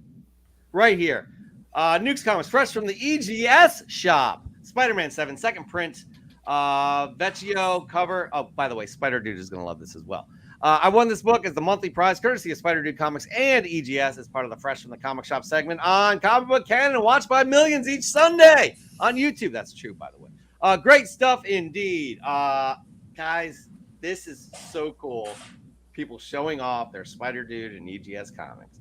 You all need to be following them. The links are down below. And if you don't, shame on you. Because you do get 5% off on EGS right here by using the code Canon5. Keep that in mind. Optional custom labels, free grader notes, and fast turnaround times. And seriously, the slabs are very unique. The books are great from Spider Dude Comics. Y'all need to be following them because it's just very important for you all to pay attention. Pay attention. Pay attention. Pay attention. Jeff, always. Pay attention. All right. Moving on. We fished them all out, people. Stay tuned. Stay tuned. Next up, we have, who do we have? Joseph, what do you got, buddy? All right. So this second fresh get, another unique one. This is, I'd say, more unique than the last one that I put up. And I got this from another person who's in the chat. This was picked up from Lexi, aka Spud Comics, in her first ever claim sale that she did last weekend on Instagram. Oh, cool. This is Sensational Spider-Man #1. And you'll see it is in a poly bag. Now the poly bag is open, and that's actually why I bought this, because I have this book and it is sealed in a poly bag, and there's actually 4 of them.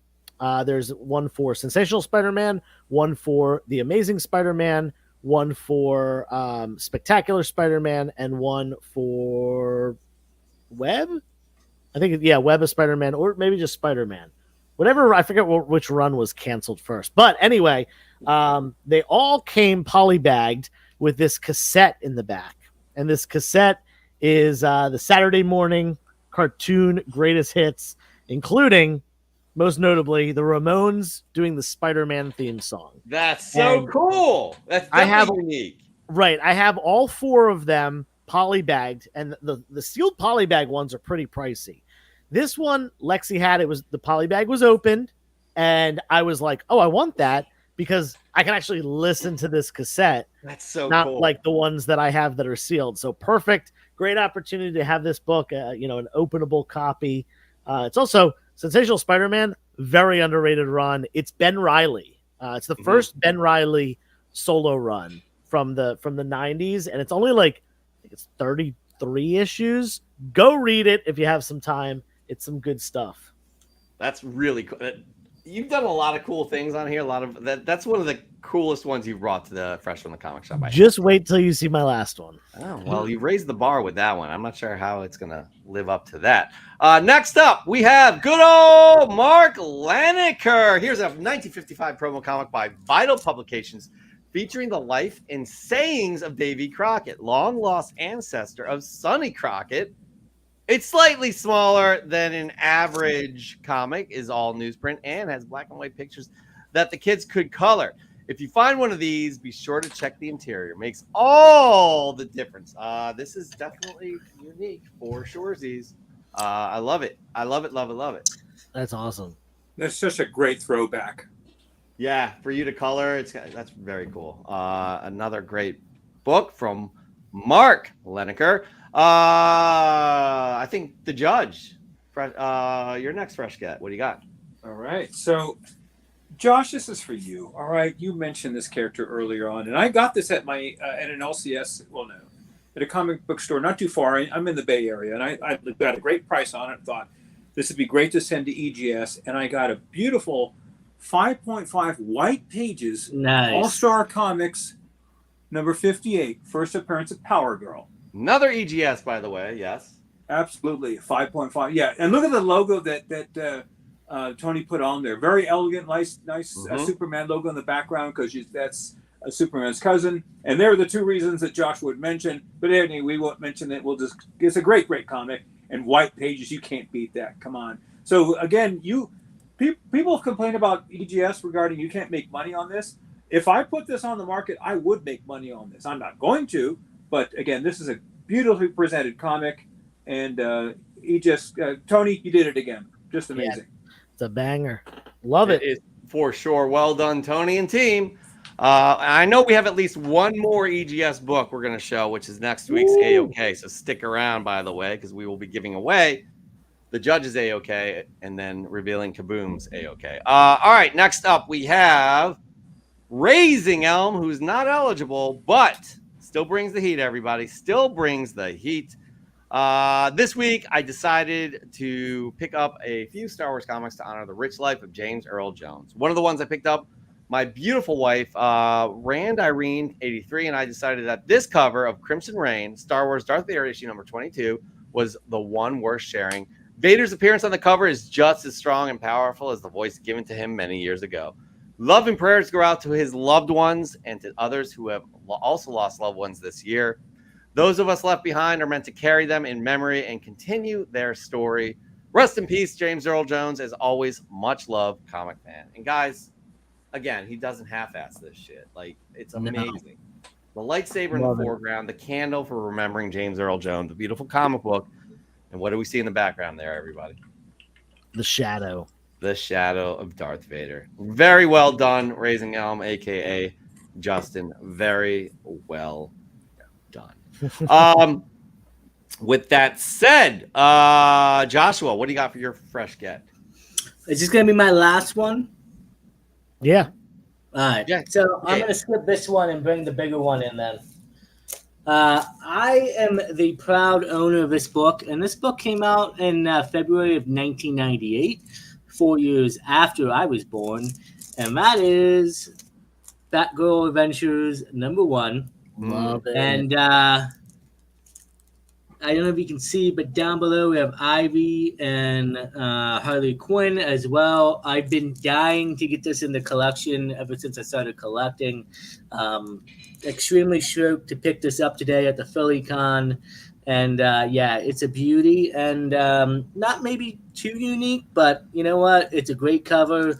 And anytime I can pick up something from Paul Dini and anything to do with the Batman Adventures universe, I'm up for it. So can't wait to maybe send this into EGS and get it slabbed. It's such a great cover right there. Well done, Josh. Nice That's find. A very cool cover. Nice find indeed. All right, everybody. We have one more book to show off from our audience member who is not eligible, supercrispy.comics. Then we're going to get to Joe's. I did it again. Joe's final book of the evening. Then we're going to pick a winner. Then we are going to see who is ready to. What's that? Do some stuff. We're going to do some stuff by giving away a thing and stuff. Yeah. So with that said, supercrispy.comics, who is not eligible, by the way, but nice book indeed. Look at the depth of field. Nice setup right there. Hard to tell, but it's a sweet foil cover. My brother won it, and geez Louise, guys, I don't know where the rest of his copy went. I think he said my brother won it, and he knows how much of a Thanos fan I am. That's a really cool cover. I like that cover quite a bit. I think that's a great submission right there. He already won, so he is not eligible, but well done, supercrispy.comics. Joe and I have our work cut out, but before that, Joe, we're all anticipating this third and final fresh get. What do you got? All right, so this isn't a comic. This is not a comic. It's comic related, and I picked it up today. Paul had mentioned that he found this in a collection that he got, and I said, I need that. Dibs, I want it. Bring it to Philly Comic-Con, name your price. And fortunately, he gave it to me for $25, which I thought was a great price. This is something really cool because this crosses over between my career and my favorite hobby, comic books. And that is right here. This right here. Probably none of you have any idea what this is right now, but this is an IPO prospectus, which what that means is IPO stands for initial public offering. That's when a company is first starts publicly trading their stocks, the shares of their stocks, and they have an IPO is like the initial launch of that when they first become publicly available. And this was a prospectus that Marvel put out in 1991, I believe. Yeah, July 15th, 1991, where they were selling off 4,200,000 shares of Marvel Comics, and it was going to be available for public purchase for the first time. Now, I work in finance. I do a lot with stocks, investing, so on and so forth. And I deal with prospectuses all the time, whether it's from a mutual fund typically, or an actual prospectus for a stock of a company. So I was like, I need this. I need to have this. This is such a cool little piece of history. Hey, does it say what the initial offer was for each stock at the time? Yeah, it actually does. The public price is $16.50. Due to the $1.06 underwriting discount. So basically, like the underwriters, the companies that helped, write all the legal and financial stuff for this, they were getting it for $15.44. The public price was $16.50, bringing the total to $69,000. So that's what Marvel was worth at that time in the early 90s. 69 million, excuse me. Yeah. But really cool. I flipped through it. It has like all their financials for basically from like 1989 to 1991. It has all their financial information. So I had a really good time nerding out looking at this. No one else probably cares about this, but definitely. I'd love to have that. You kidding me? That's super cool to have. It is very cool. Yeah. All right. You hyped it up. It's cool, but not as cool as the cassette tape. I'm sorry. So that was cooler to me, but it's just a little bit of a letdown. All right. So again, y'all like and subscribe if you haven't done so already. We are about to announce the semifinalists. We have some work to do here, and then we're going to get into giving something away. So stick around for that, as well as what we'll be giving away next week, which actually we haven't even talked about. It's the road to 200. Episode 200 is coming up. We are, after this one, 2 episodes before 200. So that's exciting stuff. So with that said, there are some nice books here, but there are 2 that stick out for me. Joseph? Yeah, there were, I would say there's 2 for me too. Go 2 that are eligible, by the way. Yeah. Right. Obviously eligibility. We're later in the year, and there's a lot of things that are 9 people, or rather 8 people, that are not eligible anymore, and still most of them are still submitting. So shout out to them for being awesome and still submitting, but we can't pick them. So yeah, they understand. I think we had the same first idea here with Mr. Raising Elm, who somehow has made it to September and hasn't won yet. No, Raising Elm won last Oh, week. Raising Just Elm one, yeah. Yeah, I He's just not eligible. Yeah. I'm sorry. Yeah. Yes. That is great, but we can't pick that one. cannot pick that. That was one of mine. So what is? I had two. First one Okay, I'll say is go for Broke it. Boy Comics. What Yep. like just the setup and what Darth Vader and Star Wars meant, and James Earl Jones in general meant to him. Specifically James Earl Jones. I thought that was a beautiful write-up and tribute. And I have another one. What's your other one? I mean, it's Journo, like Chris. Like, what the hell, man? It is. I actually was thinking, does Chris qualify? Yes. He does Judge, qualify. the judge is okay. That's fair. Okay. What we have you here for, Judge. Yeah. I was in my head. He's Chris not on the did show qualify. regularly at all, and You're we've had right, you're right. we've had people on the show. I think move on or yeah. So, anyways, Yeah. Okay. Hey, if the judge says he qualifies, he qualifies. That's a good post. it's a great post. It checks all the boxes, especially the fact that it's so unique that he actually helped design the custom label. That's on the unique aspect to it. Yeah. He talks about the sentimentality of it, and you know, again, just what the shot he's created here. Like, come on. Yeah. Well. Yeah. Let's do it. Hey, listen, he deserves it.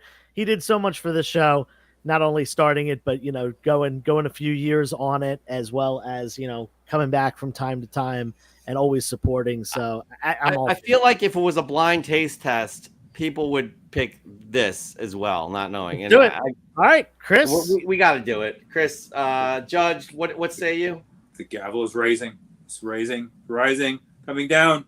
It's Boom. over. Case dismissed. Yeah, moving on to the semifinals. Now, granted, y'all have to vote for Chris, so that's a thing. But well done. That's really well done. You know what? And kind of to commemorate this, I kind of want to I want to say a little like kind of like a poem. Is that cool with you, Jeff? Oh yeah, I love your poems. Okay, sure. So Old MacDonald had a cow.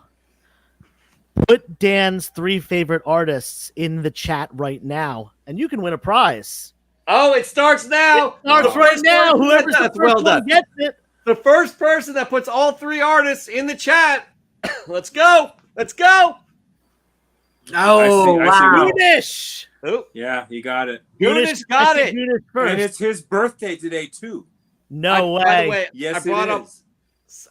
You guys all jumped in so quick. I tried to do Goonish, and by that time there were like 5 It people. clicked, I 5 got people. Goonish popped up first for me as well. So I will, Goonish prove is to everybody first, here.